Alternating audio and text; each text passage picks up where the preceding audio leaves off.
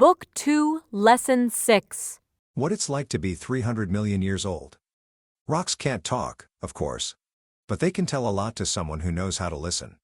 Let's imagine we can hear what this rock has to say. Hello, I'm a rock. I'm small enough to fit in your hand.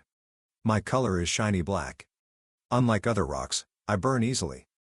Can you guess what kind of rock I am? I am coal. My story begins 300 million years ago.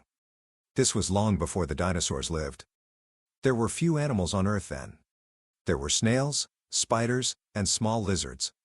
Sharks swam in the seas. Huge dragonflies and other insects flew through the air. The weather at that time was warm and rainy. Plants covered the land. Ferns were especially common. Some of these grew as large as trees. But there were no plants with flowers. There were also no trees that dropped their leaves in the fall. Pine trees, however, were common. They dropped their cones to the ground. Then new trees grew from the cones to take their place. As the trees and plants died, the things growing on top pressed them down into the soil. More layers grew over them. Millions of years passed.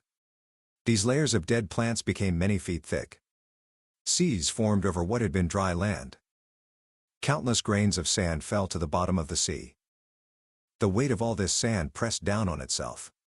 The loose sand changed into sandstone. The sandstone squeezed the layer of dead plants beneath the sand.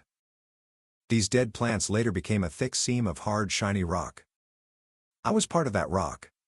Over several million years, the sea disappeared. It became dry land. Later, the dinosaurs came. Then they died out. During all that time, I was lying deep underground. Then humans appeared. They began living in different places. They wore clothes to keep warm. They made fires out of wood. But before long, the humans discovered that I was a much better fuel than wood. I burned hotter and longer. Miners went under the ground to dig me out. Now I'm lying with a bunch of rocks just like me. We're waiting to be burned. Our energy will be used to make electricity. You might wonder what will happen when there are no more layers left in the ground. That won't happen for a long time. At present, there are about 1 trillion tons still in the ground. That's the number 1 followed by 12 zeros. This is enough coal to make a cube with each side more than a mile long. It's enough to build a wall about 500 feet tall and 500 feet wide from Los Angeles to New York. I think you'll agree that is a lot of coal.